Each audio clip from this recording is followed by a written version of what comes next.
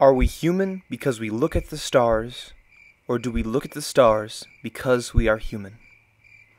This seemingly unspectacular quip encapsulates a crucial issue in our modern time. What does it mean to be a person? How do we define personhood? Are we to afford dignity and respect and protection only to those who perform well, or to fulfill a function, or to rise to the criteria or conditions that we lay out? Or are persons valuable in and of themselves?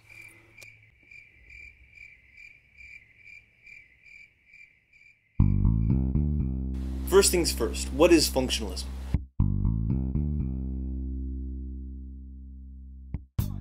Functionalism is a philosophical term that refers to a method of defining things based on their function.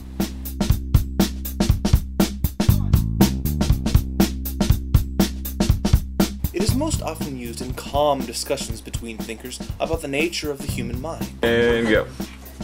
So here we have this chair, but what is the essence of this chair? How do you look? I'm feeling the chair! What is that? Don't touch without permission! But how can it give me What is the chair? You know, calm discussions about things.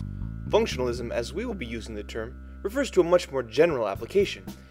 A way of viewing or defining personhood, or what it is to be a human person, based on how or whether a given being functions in a given way. Now you may be asking yourself, does anyone actually think like this? And so our first task is to identify where this functionalism applied to human personhood actually shows up in our culture. So what we're looking for, first off, before we get into the argument, any of this stuff, is just whether we've experienced this functionalism in culture. And I'll give you one example and maybe you can elaborate on it. And that's that when we talk to people, specifically when we meet people, what's one of the first questions we ask? What do you do? What do you do for a living? What does your dad do for a living? You know, we're very doing oriented in terms of like our own self-worth, the way we view other people. We're very oriented and focused on what people do. And so I don't think it's too much of a stretch to think about this as maybe one of the first instances we kind of get a sense, oh yeah, that we do kind of think of person as functional. Like, I mean, today's society, we are judged by how we perform, and you know, you're a person if.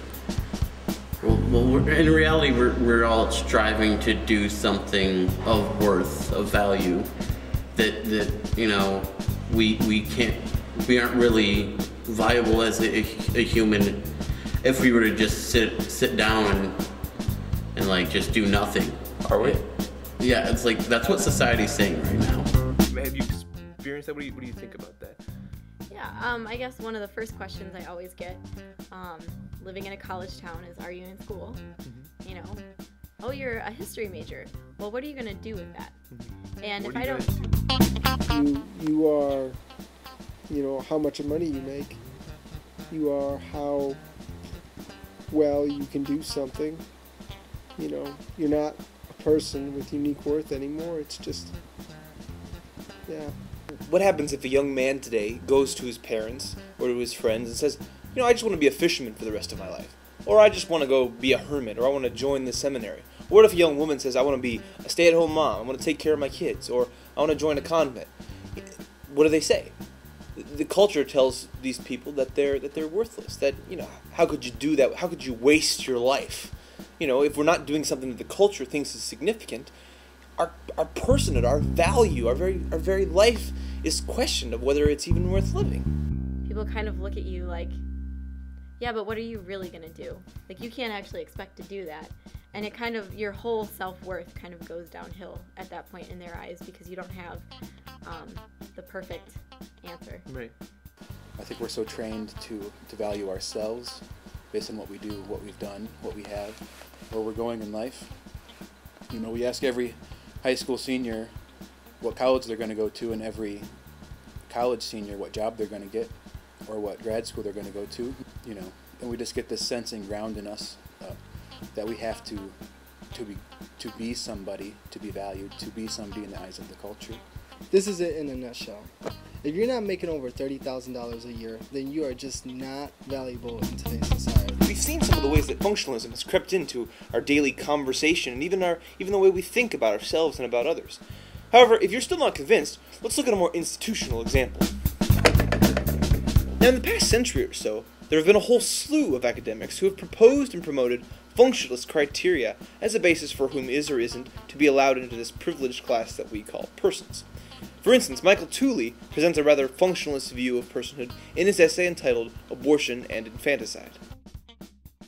He states, "What properties must something have in order to be a person, i.e., to have a serious right to life? The claim I wish to defend is this. An organism possesses a serious right to life only if it possesses the concept of a self as a continuing subject of experiences and other mental states, and believes that it is itself such a continuing entity." For Tooley, the term person simply refers to the things or the beings to which we afford rights such as life, liberty, and the pursuit of happiness. For Tooley, these rights are based in the desires of the individual. In other words, since I have the desire not to be smacked, Hey! What'd you do that for? I have the right not to be smacked. All in all, Tooley's definition of personhood includes only those beings who fulfill the function of desiring to continue living and enjoying the other personal rights.